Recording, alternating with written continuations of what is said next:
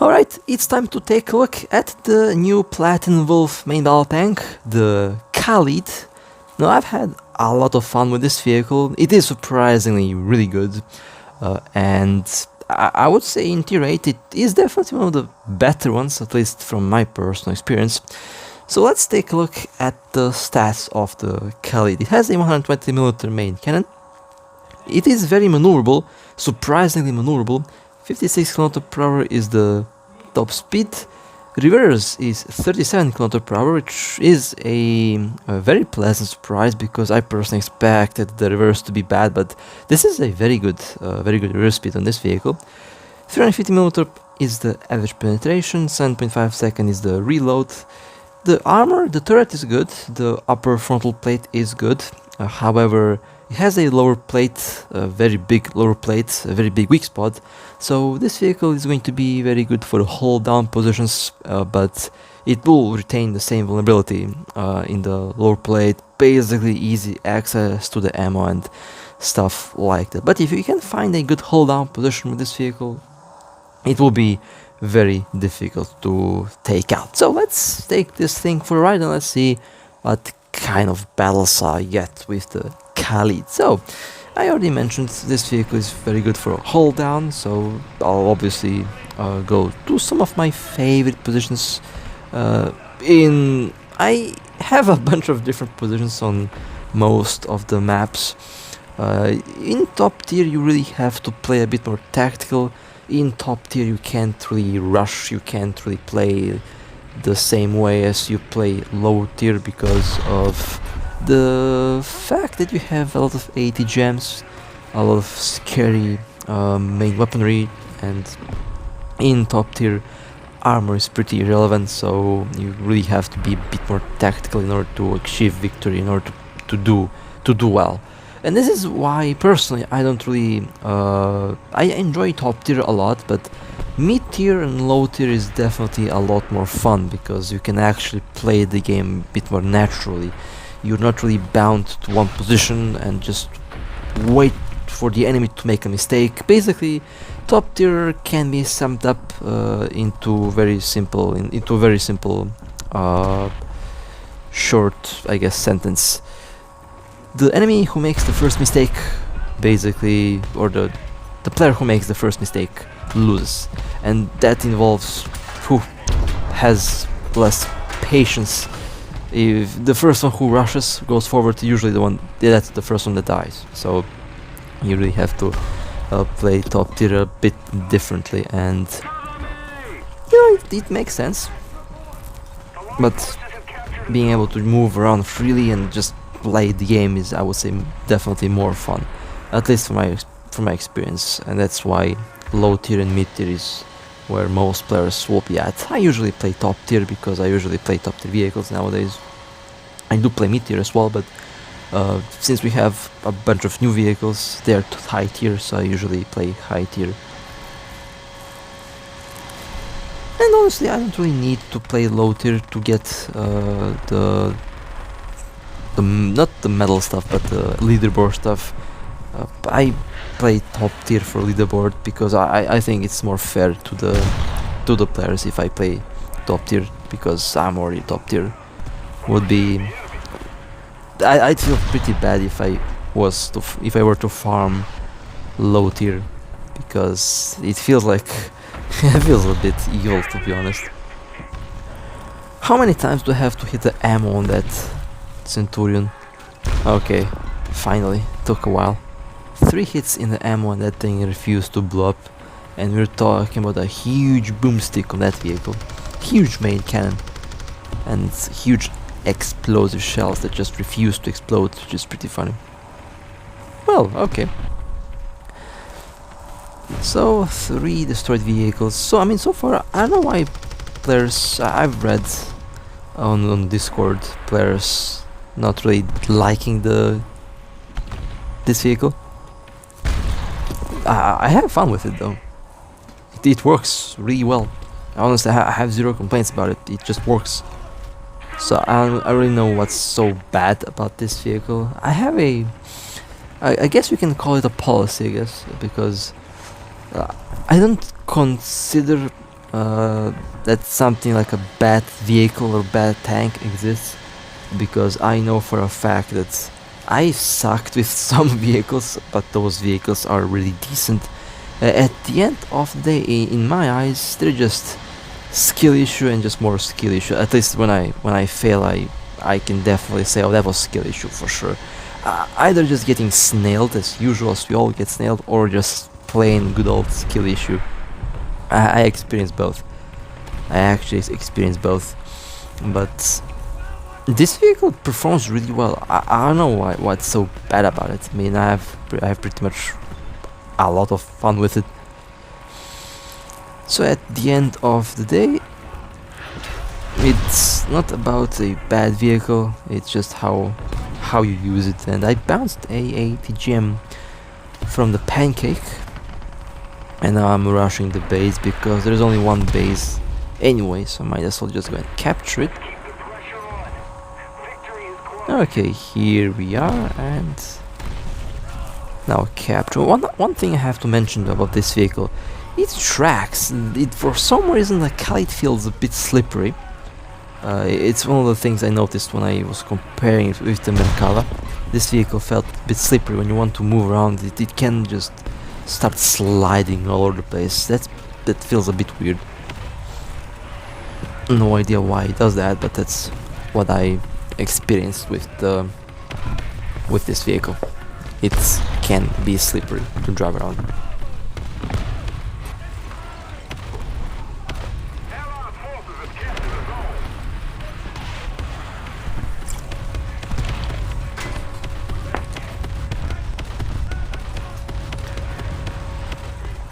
Now I have to be careful. 80 gems will still kill the vehicle, and I have to be careful with artillery. Artillery loves to just look at that. That just explodes so close to me. Meanwhile, my artillery falls nowhere close to the enemy tanks. You cannot make that up. Am I going to achieve my revenge bomber run here? Let's find out. One bomb for you, one bomb for you, one bomb for you, and I have a bunch of missiles for this vehicle. That's a pancake tank. Pancake got yeeted by a missile. Lovely. Okay, I'm getting rushed by two vehicles. Hopefully my team is watching. Now the Khalid does have some very good gun depression, so you will not struggle with that. The gun can be lowered a lot, so that's good. After all, you are meant to use a hold down position with the Khalid. That was some good teamwork, very nice work. 9 destroyed vehicles, also a very decent score. No complaints from me. That's a decent score with this vehicle. So as you can see, it works. It just simply works. And it was a good battle. Okay, let's go to the next one. That was the first battle with the Khalid, and let's go to the next one. So, this map again. I might be wondering, why am I always getting this map? It is funny because when I play the other map, it always when I play this map on the other side, it always ends up in an epic fail. And I find that pretty annoying because I also want to play the other side, but I don't get the chance to do that. And when I do get the chance, I get snailed because this position is simply much better than the same position on the other side of the map, because on the other side you are pretty much stuck with that hill where you can't really do a proper hold down. Over here you actually have this rock, and this rock is really helpful at covering the vehicle. And I bounced that 180 gem, by the way. You can bounce 80 gems with the Khalid pretty easily.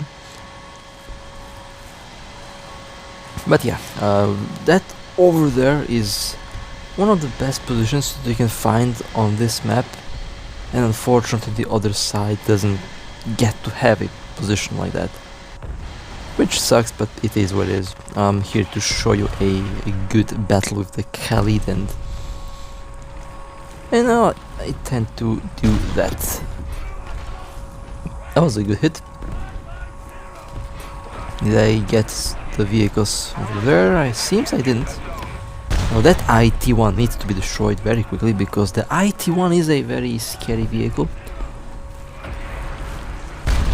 Somehow it's still alive, which means I'll have to send one more shell towards its way. There is a martyr. Let's destroy that first. Okay, that worked.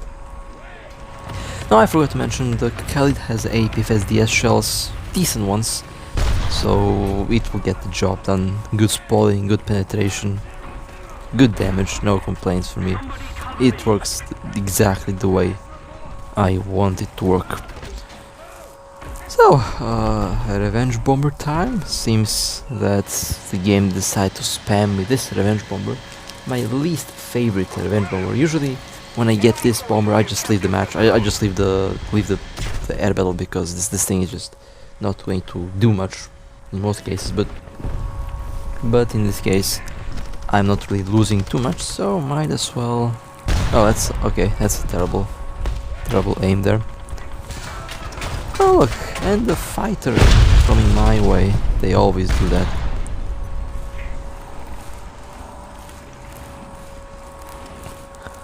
Well, seems like we will play the camp game with the leopard. I have the better position, so I have the upper hand over the leopard. Although I just have to be careful not to mess up, because the leopard can still do some good damage. Even if it's only leopard 1, it can still do some good damage. And yeah, that's a good hit. And I smell a revenge bomber coming my way. I can smell that bomber heading my way. They usually do. That was close. that was a hash shell flying millimeters away from. There is the revenge bomber. Told you that it was heading my way. Okay, should be good enough. Should be safe from those bombs. There it is. I hit the ammo on that thing twice. Why is it still moving? This is so annoying. Finally, okay. How many times do I have to? It didn't destroy the ammo though. That's the catch. I hit the ammo 5 times and that thing is still moving. Lovely. Okay, and the leopard has been destroyed as well. Okay. Is there another revenge bomber in the air? That would be pretty funny if it is. Oh, a falcon. And how? I didn't aim there. Well, that sucks. Well, that was a fail. A little bit of a fail, but not too much. I just have to make sure that I don't show my side armor to the falcon, because if I do, that's bad news. Okay, it's a wrong turn. Let me just go forward again, and then yeah, this always happens when I try to move even 1 millimeter forward. Something pops up, and this is one of the more annoying things actually, because it happens so often. I'm literally like, when I play this side and when I try to move forward, advance, something pops up. In 99.9% of cases, that always happens. So, and the turret rotation speed is not too fast, but not too slow. It's manageable. It's not too bad. That's what I'm trying to say. The turret rotation. Really? Are you kidding me? I just repaired the main gun. Well, that's annoying. That was pretty dumb, because that should have destroyed the vehicle. That should have destroyed the falcon, but it didn't. For whatever reason, that didn't happen. Well, okay. Revenge bomber time. I don't think this revenge bomber will live long. There is. Ooh, yep, there we go. Way too many fighters. Where is my team? What's my team doing though? Now, I'm about to go forwards because I have to. Because my team is not doing what my team should be doing. So I'll attempt to go towards B, and then if it's clear I'll capture B. If it's not clear I will attempt to yeet whatever is nearby, but I see some vehicles on the map, so I guess I might not be able to just capture the base. I might be busy destroying tanks. They're right here on this corner. AMD, okay, destroyed. Next we have a T62, and there is something else over here. A baguette. Baguette hit the upper plate, bounced. Let's go and shoot the ammo. Obviously doesn't detonate the ammo, because that never happens when I'm trying to detonate the ammo. Okay, baguette destroyed. Now we have one more vehicle around the corner there. I think it was a T62. We're about to find out what it is. It is a T62, also destroyed. Good, okay. Well, unfortunately, while I was busy yeeting tanks, the enemy decided to capture Zone A, and my team decided not to capture B and C, so this seems like it's going to be a epic failure. Lovely. Oh well, in any case, that was decent. Actually, not a bad battle, that's for sure. Definitely not a bad battle. I'm not going to complain about this battle. The Khalid did well. 10 destroyed vehicles. Lovely. So that would be it with the with the Khalid for now. If you guys would like to support me, feel free to like and subscribe. And well, with that being said, stay safe. As always, I'll see you next time.